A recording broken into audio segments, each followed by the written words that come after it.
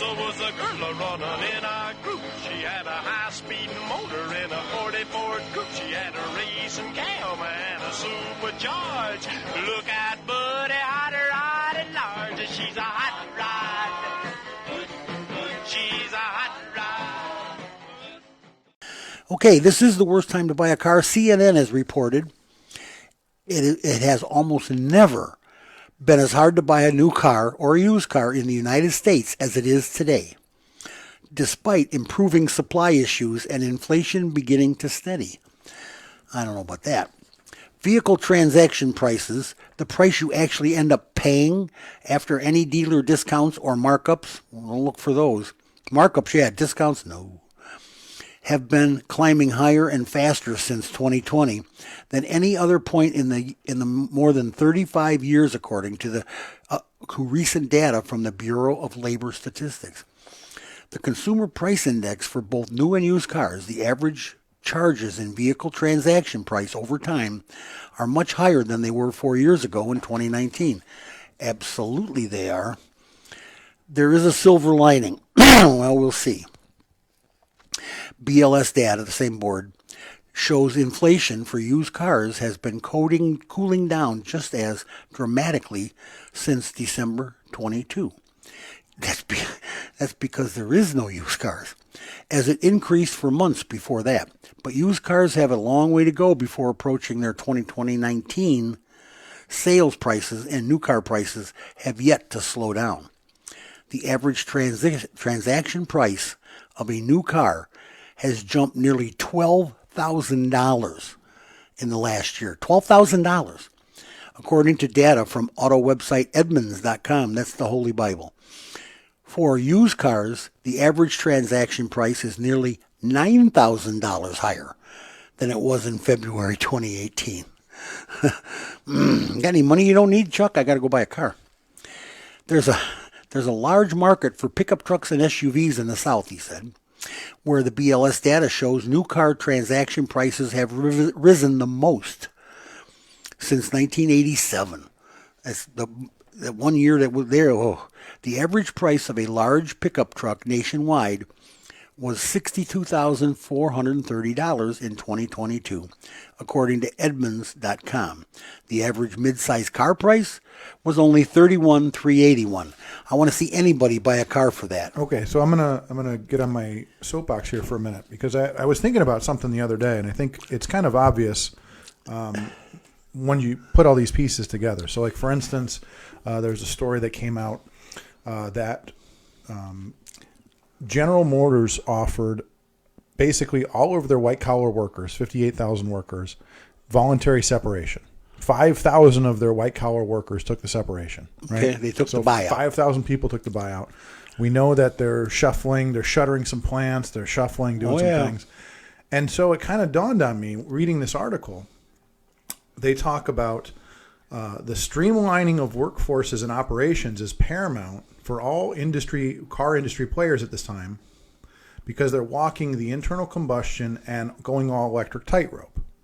So, you know, I'm the last guy to be a conspiracy theorist, but I'm going to go ahead and put on my tinfoil hat here for a second. And this seems obvious when you say it, but are you starting to wonder if the reason we're having an internal combustion shortage, the reason we're having all these issues with internal combustion, or just cars in general right now, is because of this transition? Absolutely. And so I mean, it's obvious, right? It's obvious that.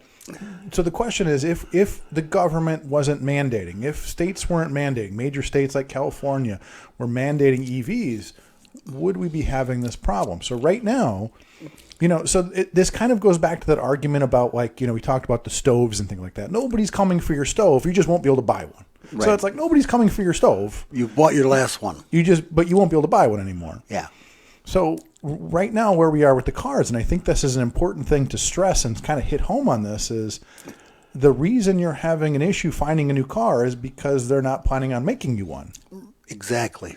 So you got to find what you can find, or you got to jump in and go all in on EV. Far be it for me to even get involved in conspiracy theories, but I think you're exactly right, and I'm going to go one step further. This whole thing, why all of a sudden are all these car manufacturers just jumped up and put billions of dollars into electric vehicle manufacturing and research and development and batteries and just billions and billions and billions. Okay, but you have two big markets, Europe and like places like California are mandating it, so you have no choice. Well, and I want to know how all the states that have mandated they have electric mandates for 2035 or whatever. Why? Why have they done that? What pushed them to do that? So again, not to get conspiratorial, but let's get a little conspiratorial. Is that, my thinking on this has always been that when you look at lawmakers, when you look at legislation, things like that, there are people behind the scenes. And I'm not saying in a nefarious way. There are people behind the scenes that are sitting, buying your lawmakers dinner and saying, look. Like those people that say there's 12 years left and things like that. There's people that are sitting your lawmakers down, whether you're in a red state or a blue state, and they're convincing them. Absolutely. They're called lobbyists, Chuck. Well, but I'm saying, not even lobbyists necessarily. There are these groups. There are these groups that sit down with your politicians and tell you, here's what needs to happen. And it's not even really, that's a whole thing I think that we forget about, like, your state legislature. I don't think that they really, I think somebody's basically sitting down and telling them, here's what you're going to be doing this year. Do you think that campaign contributions have anything to do with that? Well, and I always tell people, I said, if you ever have questions about this, pick your favorite politician and go to opensecrets.org. Look at any industry, anything like that, and look at, so like my congressman, he was on the defense spending subcommittee, and guess who bankrolled him? Lockheed Martin, Oshkosh. Absolutely. The same guys that got the Postal Service contract, Oshkosh, stuff like that. I know. So, you could say it's conspiratorial. I would say it's no longer a conspiracy. It's just that you don't know about how deep this goes. Well, and when I found out about the big push, and when I saw that, I felt the thing that I felt about it, this electric vehicle push, there's got to be a happy medium. No, not everybody wants an electric vehicle. Not everybody can handle the inconvenience of an electric vehicle. Well, so I was reading an article the other day about like Portland, for instance. Again, a progressive city, and people are getting. So now you have a fight in a place like Portland, and you and I have talked about this before. How would you charge your car in the street? So now I'm seeing pictures in Portland. People are putting those little cable ramps in the middle of the sidewalk. So now you've got the EV people going up against the bicycle people. The bicycle people are getting mad because now there's extension cords all over the neighborhood. Well, that kind of thing was going to happen. It's kind of like, well, you guys, this is between you guys. You guys are on you're on your own on this. I think the big push for EV, we'll all know why the big push for EV when we find out who is going to supply the juice, who's going to bring the electricity to your town so you can handle all these vehicles. Or who's going to mine the lithium and the cobalt. Oh, exactly. That goes on. There's big money there already. So that again, so one of the problems is that people inherently, and this is one of the mistakes I was making, is we've been talking about the car industry and we've been kind of blaming Ford and GM and these guys and now I'm starting to realize this is a matter of survival for them. Yes, because everybody else is doing it. Yeah, so you're basically looking at, of course, you've got Elon at Tesla as the number one car manufacturer, but you've got everybody else. They're basically fighting over second place at this. See, well, all Elon's eggs are in one basket, electric. Right. He doesn't have an internal combustion that he has to balance and keep for the people that still want internal combustion. Meanwhile, the hydrogen is being pushed to the side because that's a viable alternative to electric. Right. And they don't want that. Whoever is in charge of this electricity, the sale of massive amounts of electricity to the average consumer, I'm just telling you, that they don't want that. They don't want the hydrogen to make it, because hydrogen is as clean as electric. Matter of fact, hydrogen is cleaner than electric because it doesn't take the destruction of your planet to make hydrogen. You can. It's a byproduct of electricity and water. So you can't do this. It doesn't work that way, and they won't let it happen. And so, but the question becomes is that you're going to have, so I kind of think about going back to, I mentioned to you about the idea of, the last guy who had a regular, what is it called, the car ran on regular gas, leaded gas. There was a time, and we talked about this before in the past, about that transition that you went through in your lifetime of going from leaded to unleaded gas. Yeah. So what happened is that the first people that wanted a car with unleaded gas, they were hard to find at the gas station. Yep. And then a couple of years later, the guy who had the car with leaded gas was hard to find. hard You couldn't to get find. leaded gas. So I understand. And so you find yourself in that situation once again, and you and I have these discussions about if you're going to go EV or not. At a certain point, you're going to be the last man standing. It's just a matter of does it happen in your lifetime or my lifetime or whose? Well, that and American people want a choice. Right. I think if I don't want an electric car, I don't have to buy one. Again, it goes back to the idea of you can choose any car you want as long as it's electric. Or Yeah. in the case of Ford, you can get any Model T you want as long as it's black. Yeah. But again, okay, so we say we have a choice, but then if there's no gas, if we're not, There'll be no choice. Think about how much it costs to run a refinery. We're going to start. You're going to see soon. You're going to see refineries starting to scale back. Exactly. Oil prices are going back up again. Yeah. Oh God, yes. That's why I want to see hydrogen make a play. But this is sort of my point, though, is we're right at that point of no return. If we can't agree to have hydrogen in the mix, if we can't agree to do other things, there's going to be a point of no return. Once you start shutting down those refineries, they're not going to turn back on again. Once you start they're not. scaling them back, at a certain point, they outlive their useful life. They say, do I want to spend $2 billion upgrading this refinery? Nope, we're just going to shut it down because everybody's buying EV. We're going to bulldoze and make a brownfield out of it, yes. Well, yeah, I couldn't imagine a 100-year-old refinery, what's going to be under there. But oh, boy. They're going to go throw condos up there, and, it'll be great. And people are going to turn green. Lakefront condos. But so my point is we're going to have this point of no return, and then what if we look back on this and regret this transition? Now what? It's like, well, we can't restart the refineries, can't restart the oil pumps. And what if these miniature nuclear plants and different things? What if it's not enough? Right. What if we don't have enough electricity to share? I mean, are you going to start hating your neighbor because he gets to charge his car on Tuesday and Wednesday and you don't? No, you're going to look through his window and see his big screen TV and go, why does that jerk get a big screen TV? Exactly. And we don't have enough power. We don't have any power. Well, I mean, think about if you're there's a lot of communities that deal with like water rationing during the summer. Yes. Sprinkler ban. So you go back to the same idea as all of a sudden you're going to see your neighbor with a big screen TV, or maybe he's got a bunch of lights on. You're going to be knocking on his door. Hey, you jerk! Save I'm some trying power to charge my car. Right, and everybody's watching TV or something. Yeah, I mean, it's going to get ugly, and I got to see the plan. I want to see a plan, and I'll tell you what, I will shut up if I see a plan that tells me how we're going to get enough electricity to run this show.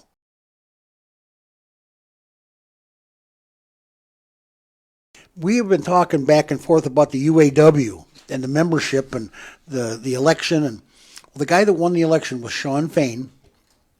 He's originally he comes from the rank and file. He's a blue collar guy to have in this position. He is the new president of the UAW. He beat out former Ray Curry. Yeah, he beat him out. Well, the compensation for Ray Curry after losing $267,000 and $126. Yeah, they did all right. UAW membership rose about 3% last year to just over 383,000, according to an annual financial report filed by the union. We're just getting started, said new UAW president Shawn Fain, referring to the membership increase. The LM2 filed with the Department of Labor last week. That's some kind of form. Compares union membership as of December 22 in the same period a year earlier. The UAW reported membership of 372,000 at the end of 2021. So they're up there. They're getting there. 383 now. The union reported net assets of $1.04 billion. So there's money on them dar hills. After about $84 billion in liabilities at the end of the reporting period. So they still had $1.04 billion. Former President Ray Curry, who recently lost to Fain, got 267,000 compensation. The former Secretary Treasurer Frank Stuglin made the most among the union's international executive board members with a compensation of $311,000. I don't know if this profit share, I don't know what this is, but boy, oh boy, he made it. Fain, who was an administrative assistant in the Stellantis department before becoming president, received $160,000, the filing showed. Now, coming from that kind of job, he's actually qualified to be president. He knows how the top of the ladder works.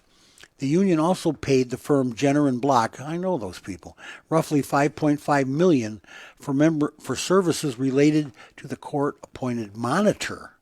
That is, the appointed monitor by the United States government. We talk about charging stations here all the time, and I got a couple really cool stories here about charging stations.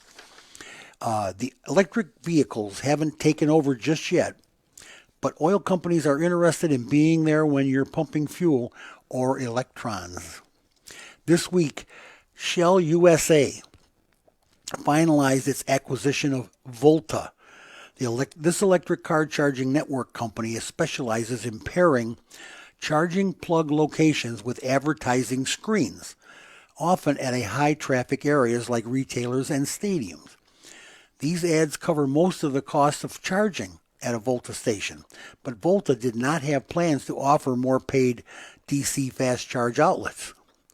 Volta said late last year that it had more than 5,700 of these out-of-home screens in its network of over 3,000 charging stalls in the U.S. Volta operates in 31 states and territories. Regularly supplies about 112,000 charging sessions to EV drivers each month. So Shell has now bought Volta, so they're in both businesses. Shell is covering their derriere. Walmart is jumping in, believe it or not. Walmart plans to have its own network of electric vehicle charging stations for public use by 2030 to tap into the growing adoption of electric vehicles in the United States. And there's a push. The new fast charging stations will be placed at thousands of Walmart and Sam's Club stores alongside nearly 1,300 it already operates as part of a deal with Electrify America, one of the country's largest open public electric vehicle networks. Walmart's more than 5,000 stores and Sam's Club warehouses are located within 10 miles. Get this, Chuck. They are all located within 10 miles of about 90% of Americans. Right. So they're where everybody lives. I mean, they're in the highest. Wow. Well, and that's an interesting point is, I mean, you think about, so one of the things that people don't realize is that when it comes to, everybody's always saying, I wish we had this chain in my community or whatever. These people spend a lot of money. The consultants use what they call the magic box. They always tell me when I ask them about. So we use a magic box. They plug in all these numbers and they tell them literally exactly like what neighborhood, what street, where to put it. So when you look at somebody like Walmart, who's invested probably millions and millions of dollars on the research to figure out where to put Walmarts to be near people, this makes sense, right? Oh yeah, they're involved in taking care of the people, and to them. I pull up at a Walmart. That's an hour long. I got something I got to go in your Walmart and shop now for an hour. So I mean that makes a lot of sense. Yeah, it does. You can charge while you're shopping.